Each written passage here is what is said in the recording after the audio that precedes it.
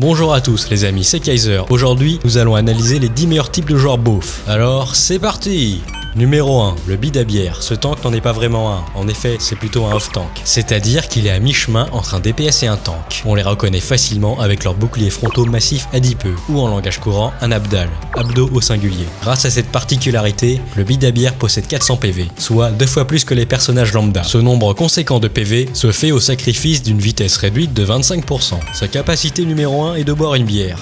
Boire, permettant de s'auto-healer de 200 points de vie et augmenter sa résistance de 25% pendant 10 secondes. La seconde capacité du bid à bière est le lancer de bière. Un projectile qui inflige 50 points de dégâts doublés si la tête est touchée. Sa capacité ultime est l'explosion gazeuse, qui se trigger avec une animation de tirage de doigts. Cela provoque une explosion de gaz, dans un rayon de 10 mètres, infligeant un stun de 2 secondes, et des dégâts continus de 5 PV par seconde. Avec ce kit de sort, les OTP bid à bière sont de redoutables tanks de seconde ligne, bloquant les accès aux flanqueurs et aux fragiles imprudents. En deuxième, nous retrouvons le Go Muscu, également un off-tank. Il possède des pectoraux saillants et des tétons huilés. Il adore les accessoires comme le gel ou les lunettes de soleil. On le reconnaîtra généralement par son animation de marche similaire à un cow-boy et son débardeur moulant 100% hétéro. Possédant 250 PV et une hitbox importante, ce personnage est capable de forte accélération, mais possède une barre d'endurance très limitée. Sa principale capacité offensive, c'est de donner des patates de forain au cac. Sa compétence défensive, c'est le pot de protéines. Il est utilisé alors comme écran de fumée, permettant ainsi de couvrir une retraite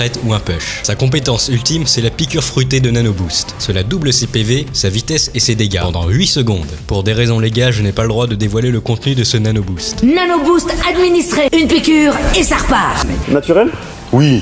Enfin, j'ai oublié sa dernière compétence passive, se nommant Je suis un dalleux testostéronien, qui buff les dégâts de 10% contre les persos de type féminin. Ce champion est très intéressant pour tenir des positions serrées, comme des goulots d'étranglement, des petites pièces ou l'entrée d'une boîte de nuit. Mais il reste vulnérable sur des maps dégagées, du fait de sa hitbox importante. Il est une cible de choix pour les snipers. Le dernier tank est sûrement le plus drôle à jouer. Vous le connaissez sûrement déjà tous, c'est le main tank Jackie Tuning. Conducteur aguerri des routes campagnardes, la classe Jackie Tuning possède 1000 points de vie. Cependant, avec la hitbox de la voiture, Jackie Tuning reste assez vulnérable. Le Jackie Tuning abuse de l'option de customisation de la voiture, en utilisant des mods et des plugins pour personnaliser sa monture. Sa compétence offensive est le drift, infligeant 200 points de dégâts par ennemi renversé. D'ailleurs, cette capacité active sa compétence passive, nommée adrénaline. Pour chaque adversaire renversé, la vitesse maximum du véhicule augmentera de 5%. Sa seconde capacité, c'est la radio beauf, qui diffuse des musiques de Johnny. Cela permet d'aggro des attaques ennemies sur lui, et en lui octroyant une régénération de points de vie de 20 PV par seconde. La capacité ultime de Jackie, c'est le boost de Nitro. Cela provoque une accélération en ligne droite, infligeant 400 points de dégâts de choc et 50 points de dégâts de chute. Son but principal est de briser les lignes ennemies et de semer la discorde, pendant que son équipe beauf enclenche une offensive. Ses stats semblent OP sur le papier, mais ce style de jeu est dur à apprendre. En effet, chaque faux mouvement, une accélération imprudente, un coup de volant raté et c'est le retour au spawn.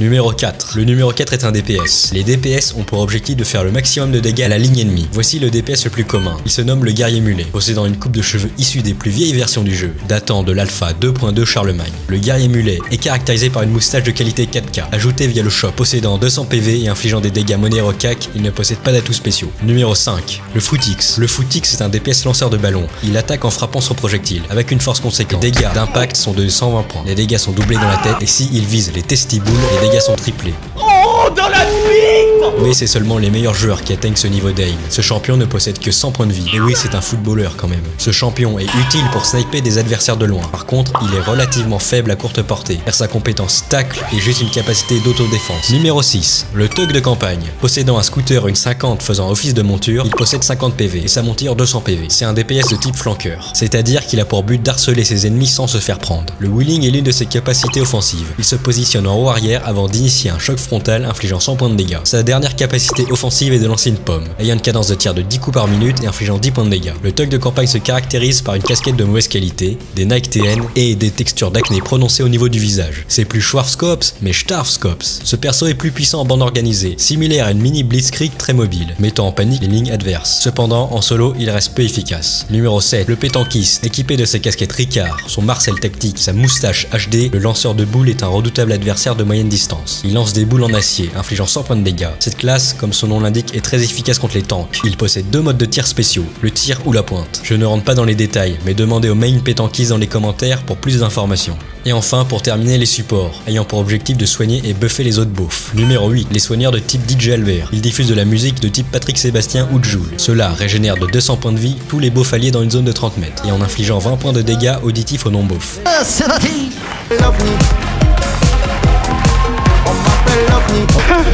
Laissez-moi partir. Quelle est cette mélodie?